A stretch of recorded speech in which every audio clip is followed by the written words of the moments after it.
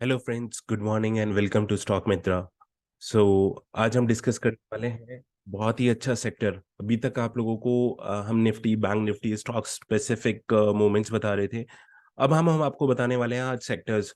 सो sector के base पे कैसे हम स्टॉक्स को फाइंड आउट करते हैं, और ये बहुत इंपॉर्टेंट रोल होता है किसी भी स्टॉक्स को चलने के ऊपर। कोई भी स्टॉक्स ऐसा नहीं है कि अकेले ही एक ही डायरेक्शन में चल जाए।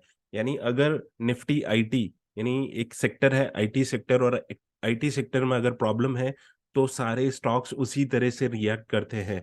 ऐसा नहीं है कि एक स्टॉक्स नीचे है, दूसरा स्टॉक्स बहुत ऊपर ही चल रहा है। बहुत रेयर चांसेस होते हैं कि एक स्टॉक अपने सेक्टर से हटके मूवमेंट देता है। जैसे आप कल देखेंगे, कल के दिन में क्या हुआ। इन्फी के रिजल्ट्स खराब थे, गाइडलाइंस खराब थी, और क्या हुआ, इन्फी एकदम डाउन हुआ। और डाउन होने के साथ साथ क्या हुआ, उस 10% डाउन गया, उसी के साथ बाकी के सेक्टर्स, उस सेक्टर के बाकी के जो शेयर्स थे उनके रिजल्ट्स आउट नहीं हुए थे, बट वो भी क्या हुआ, डाउन हुआ। उनमें भी सेलिंग आई, और एक सेलिंग, अच्छी खासी सेलिंग हर एक आईटी स्टॉक्स में कल हमने देखने को मिली। 5 6 7% नीचे थे।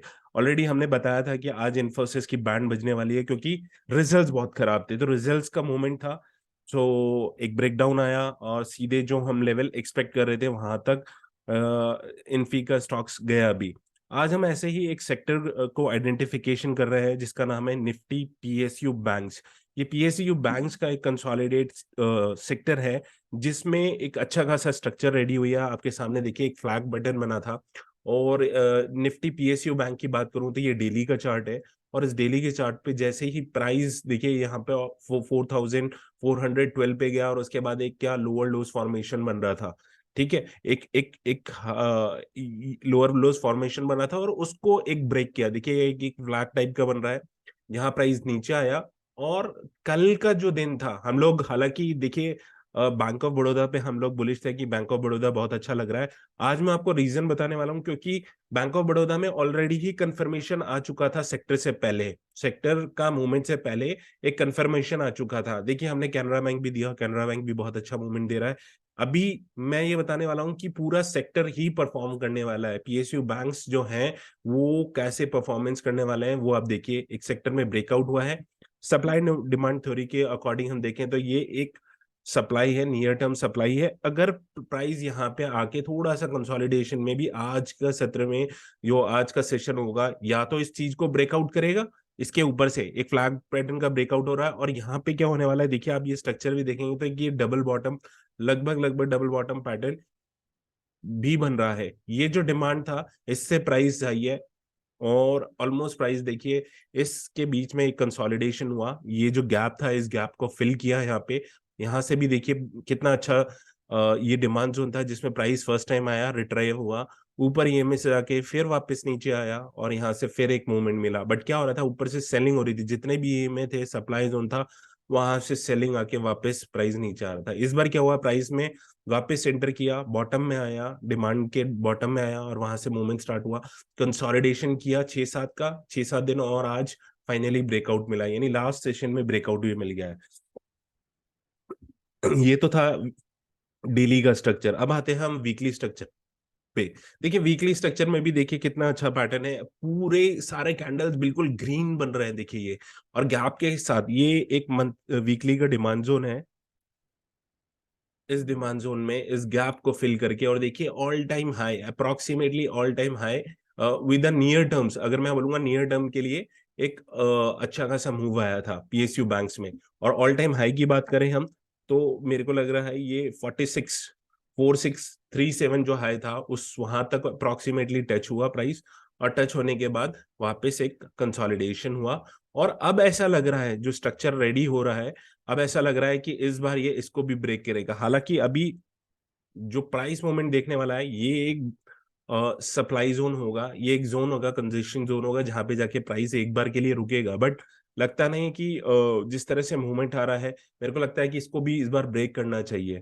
ये तो था वीकली का स्ट्रक्चर। और मंथली के स्ट्रक्चर में आते हैं, देखिए सिमिलर पैटर्न बन रहा है, ऑल टाइम हाई की तरफ प्राइस गई, काफी अच्छा डिमांड क्रिएट करते हुए बैक टू बैक देखिए कितनी हाई कैंडल्स बनी। और वहां से जब जैसे ही टॉप में गया, प्राइस ऑल टाइम हाई पे गया, वहां से थोड़ा सा सेलिंग आया, वापस प्राइस रुका, और अभी जो स्ट्रक्चर रेडी हो रहा है वो देखिए, इतना शानदार स्ट्रक्चर हो रहा है ये ड्रॉप बेस्ड रैली।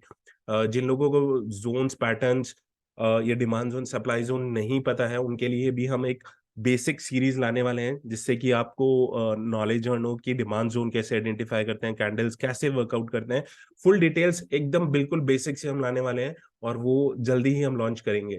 तो ये देखिए, ये जो डिमांड जोन बन रहा है, एज्यूमशन अभी क्या है, 50% से ऊपर गया, और जैसे ही ये एक स्ट्रॉन्ग कैंडल मंथली पे बनेगा, यानी अब हमने तो पहले ही आइडेंटिफाई कर लिया है कि अब ये बहुत अच्छा मूवमेंट आने वाला है, तो यहाँ पे 2 कैंडल्स बनते हैं, ये भी एक अच्छा सपोर्ट होगा। तो पूरा पीएसयू बैंक्स जो हैं, जितने भी इस सेक्टर के जो स्टॉक्स है, अब उनका परफॉर्मेंस का टाइम आ चुका है। तो देखते हैं एक बार पीएसयू बैंक्स में कौन कौन से स्टॉक्स आते हैं और किन किन को हम ट्रेड कर सकते हैं। हम यहाँ लाते हैं सेक्टर्स और सेक्टर में पीएसयू बैंक्स। और देखिए पीएसयू बैंक्स में कौन कौन से आते हैं। पीएसयू बैंक्स में आता है PSB bank, Indian bank, central bank, union bank, UCO bank, IOB, Mahabank, bank India, और bank of Baroda, PNB, Canara bank, SBI. आप देखेंगे PNB, bank of Baroda, Canara bank, SBI, ये सारे फ्यूचर्स में हैं, और ये सारे स्टॉक्स हैं जो कि कैश में अवेलेबल है। आईओबी है, यूनियन बैंक है, यूको बैंक है, सेंट्रल बैंक है, इंडियन बैंक है, ये सब आपके कैश कैश वाले स्टॉक्स हैं। और जो पीएनबी, एसबीआई, तो ऑलरेडी बैंक ऑफ बड़ौदा पे हमने स्ट्रक्चर डिस्कस किया था, और इस डिस्कशन के साथ हमने आपको बताया था कि रुकेगा नहीं ये स्टॉक्स। हमने लास्ट टाइम भी आपको बोला था कोई बात नहीं, जब ऊपर गया था उसके बाद मैंने बोला था कोई बात नहीं, वेट करने की जरूरत है। और देखिए 2 दिन केवल कंसोलिडेशन हुआ, यहाँ से ब्रेकआउट हुआ, हमने 165, 165, 167 के 165 के आसपास हमने दिया था। एक बार ऊपर गया, टच किया, बहुत ही अच्छा, सप्लाई को भी देखो रिस्पेक्ट कर रहा है, हमारा जो थ्योरी है बिल्कुल रिस्पेक्ट कर रही है। इसको टच किया, सप्लाई को रिस्पेक्ट करते हुए नीचे आया, प्राइस ईएमए के पास आया, जो गैप था उसको फिल किया, और अब ब्रेकआउट। कल जब सारे स्टॉक्स डाउन थे, उस टाइम बैंक ऑफ बड़ौदा ने अच्छा परफॉर्मेंस दिया। आज भी हम एक्सपेक्ट कर रहे हैं कि अच्छा ब्रेकआउट आएगा। ये तो बैंक ऑफ बड़ौदा का स्ट्रक्चर हो गया। सेम हमने कल क्या दिया, यूनियन बैंक भी आपको दिया था। देखिए यूनियन बैंक में भी सेम यही स्ट्रक्चर है, एक फ्लैग पैटर्न का ब्रेकआउट यहाँ पे भी हो रहा है। ये एक फ्लैग बना, देखिए प्राइस एक ही साथ मूवमेंट में था, और उसके बाद ये एक एक ट्रेंड में चले गया था, जो अप्रोक्सीमेटली लोअर लोज फॉर्मेशन पे था, यानी एक एक एक हाई बन गया था, इस हाई से ऊपर नहीं जा रहा था। और वही हुआ कल के सेशन में, देखिए हल्का सा ब्रेकआउट हुआ, एक बार तीनों ईएमए है, इन ईएमए से प्राइस ऊपर सस्टेन की, और देखिए अच्छा खासा मूव आया, ऑलमोस्ट लाइक यूनियन बैंक पे 4.5% का मूव आया। और मैं बोल रहा हूँ कि आप इसको बिल्कुल लॉन्ग रखिए यूनियन बैंक को, अल्टीमेटली इसलिए टारगेट 93 रुपीज से ऊपर आने वाले हैं। सो मे बी टाइम, अगर टाइम की बात करूँ तो मैं 1 से 2 महीने आप यहाँ पे वेट कर सकते हैं, क्योंकि रिटर्न्स भी आप अगर इन टर्म्स से देखें तो 73 से प्राइस तो आपको 93 दिख रहा है, 20 रुपीज का मूव है, बट इन टर्म्स ऑफ अगर आप परसेंटेज देखेंगे तो अप्रोक्सीमेटली मोर देन 25% का रिटर्न यहाँ पे आने वाला है। तो मैं कहूंगा कि बहुत ही अच्छी स्ट्रैटेजी, अगर 2-3 मंथ्स में भी अगर हम उस टारगेट को अचीव करते हैं, तो 25 to 30% रिटर्न्स बहुत अच्छे होते हैं। तो एक मेरा ये इन्वेस्टमेंट आपको स्ट्रैटेजी होगी, और मे बी ये बहुत पहले आ जाए। ऐसा नहीं है कि 3 मंथ्स ही लगे, एक बार मोमेंट आने लगा तो इसमें फास्ट मोमेंट भी आ सकता है। तो आई वुड से लाइक इसको आप लॉन्ग रखिए यूनियन बैंक को। दूसरा हमने जो रिकमेंडेशन दिया था वो हमने दिया था बैंक इंडिया। बैंक इंडिया में भी देखिए सेम स्ट्रक्चर हो रहा है यहाँ पे। सेम इसके अंदर क्या हुआ था, डबल टॉप बना ऊपर यहाँ पे, और वहां से प्राइस कंसोलिडेट हुआ नीचे, और डिमांड जोन में प्राइस आके रुका। देखिए मैं एक बार चार्ज को बढ़ेगा ना, यहाँ से प्राइस रुका, देखिए इस डिमांड के अंदर प्राइस आके रुका, गैप के साथ था, कितना अच्छा स्ट्रक्चर है। जैसे ही आया प्राइस आई, एंटर हुई डिमांड में, शूट अप, 3-4 कैंडल के अंदर आप देखिए 67 से 87, ऑलमोस्ट 20-25%। सो ये है क्वालिटी की रिसर्च, यानी क्वालिटी की अगर आपका रिसर्च है तो आपका स्टॉक रिटर्न आपको देगा, बहुत फास्ट रिटर्न देगा। वापस आया प्राइस देखिए, फिर इस डिमांड को भी रिस्पेक्ट किया, थोड़ा सा ऊपर गया, हालांकि मूव नहीं आया, वापस आया, और यहाँ बॉटम आउट हो गया अभी स्टॉक। इसने जो मूव दिया था ना, ये बॉटम आउट के मतलब इस जो ब्रेकआउट सा ये आया था, इस दिन मूव आया था, इससे ये क्लियर हो गया था कि बस अब ये मूवमेंट देने वाला है। ठीक है, ये सप्लाई थी, जो सप्लाई एक आया, देखिए यहाँ से वापस प्राइस को इसने नीचे पुश कर दिया था, मतलब यहाँ पे सप्लाई थी, उस सप्लाई को रिस्पेक्ट भी किया, देखिए कितने दिन कंसोलिडेशन किया और फिर ब्रेकआउट। अब ये स्टॉक्स देखिए पूरा ऑलमोस्ट फर्स्ट जो स्टॉप होने वाला है वो ऑलमोस्ट यहाँ पे आएगा आपका 89 रुपीज के आसपास है, तो यहाँ से भी अभी 10 रुपीज का मूव है, और इन टर्म्स ऑफ परसेंटेज बात करेंगे तो 12 से 15% रिटर्न आ सकते हैं, और अल्टीमेटली इसको जाना 96 से 96 से 100 रुपीज के आसपास जाना है, जो कि इसका अल्टीमेट टारगेट होगा जो अब मूव आएगा। और ऐसा लग रहा है कि राउंडिंग बॉटम पैटर्न बनने वाला है, इस अगर पैटर्न को हम देखें, जो हमारा एज्यूम्शन है, अभी देखिए एज्यूम्शन बेस पे ही हम लोग काम कर रहे हैं, और हमारा जो एज्यूम्शन है वो है कि ये जो पैटर्न बनने वाला है, ये पैटर्न जो है, ये राउंडिंग बॉटम पैटर्न बनने वाला है, ये इस तरह से मूव आएगा, और ये 96 रुपीज तक प्राइस आने वाला है। तो ये था बैंक ऑफ इंडिया का स्ट्रैटेजी जो हम प्लान कर रहे हैं। इसी तरह हमने देखिए पीएसयू बैंक से पहले हमने पीएनबी किया था, जिसमें 78% रिटर्न आए थे हमारे को। ये देखिए पंजाब नेशनल बैंक, और पंजाब नेशनल बैंक हमने, जो हमारे साथ बहुत पहले से जुड़े हैं, 34 से हमने यहाँ पे बाय रिकमेंडेशन दिया था, 34 रुपीज से प्राइस, और सीधे हमारा जो टारगेट था वो 58 रुपीज था, जो कि 61 रुपीज तक प्राइस जाके आया था।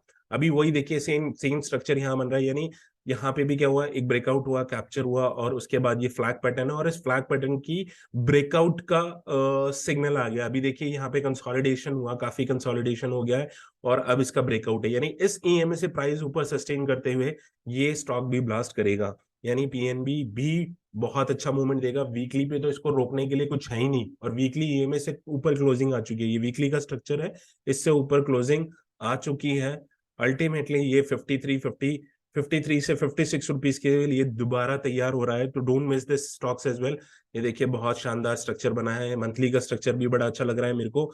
सो मैं एज्यूम कर रहा हूँ कि अभी प्राइस है 48.80, और मे बी जो मई एंड आने वाला है उसके मई एंड तक ये 53 से 56 रुपीज का मूव देने वाला है। सो इन टर्म्स ऑफ परसेंटेज भी अगर हम यहाँ पे बात करेंगे, तो यहाँ पे अप्रोक्सीमेटली 10 to 15% का रिटर्न पीएनबी में मिलेगा। सो सारे पीएसयू बैंक्स अच्छे लग रहे हैं, कैन बैंक बहुत अच्छा है, कैन बैंक तो होपफुली इसी इसी मंथ, जो अप्रैल मंथ की सीरीज है, यहाँ पे अच्छा भी मूवमेंट आना चाहिए। कल हालांकि इसने इसने भी कंफर्मेशन दिया है, अगर हम इसको डेली स्ट्रक्चर पे जाएं, देखिए वही सब स्ट्रक्चर एक ही लग रहे हैं, यहाँ पे एक मूवमेंट आया। मैं ज्यूम कर रहा हूँ 308 306 तक ये जो गैप है, ये सप्लाई जोन है, इस सप्लाई जोन तक अभी प्राइस इसी मंथ में आएगा। हालांकि कुछ दूर नहीं बचा है, हमने नीचे 301 के आसपास पे आइडेंटिफाई किया था, और अगर ये इस सप्लाई में भी जाके प्राइस रुकेगा नहीं, आप मेरी बात को ध्यान से सुनना, इस सप्लाई में भी जाके प्राइस इस बार रिवर्ट नहीं होगा, एक दो दिन कंसोलिडेशन होगा, और फिर बूम, यहाँ से फिर प्राइस ऊपर जाने वाला है। सो पीएसयू बैंक्स बहुत स्ट्रांग दिख रहे हैं। आप अपनी चॉइस के अकॉर्डिंग इन्वेस्टमेंट कर सकते हैं, हालांकि आपको हो सकता है 1-2 मंथ्स के लिए आपको वेट करना पड़ेगा, ये स्ट्रैटेजी जो मैं बता रहा हूँ, बट हाँ, मैं एज्यूम कर रहा हूँ कि ये टारगेट आपके बहुत जल्दी ही अचीव होंगे। बट अपना गोल इस तरह से प्लान करिए, अपना इन्वेस्टमेंट इस तरह से प्लान करिए कि आप एटलीस्ट 2 मंथ्स के लिए इन्वेस्ट कर सकें, 2 महीने के लिए एटलीस्ट आप इन्वेस्ट करके देखिए, और बहुत अच्छे आपको रिटर्न्स मिलेंगे। तो ये था आज सेक्टर, और डिटेल में भी हम बात करेंगे कैसे सेक्टर के एनालाइज करते हैं, कैसे डिमांड जोन्स करते हैं, एक सीरीज बहुत जल्दी आने वाली है, और होपफुली आपको अच्छा लगा हो। अगर अच्छा लगा हो तो आप सब्सक्राइब करिए और लाइक करिए, अपने फ्रेंड्स को, अपनी फैमिली से शेयर करिए, ताकि उनकी भी नॉलेज इन्हांसमेंट हो सके और वो भी एक अच्छा इन्वेस्टमेंट कर सके। Thank you very much.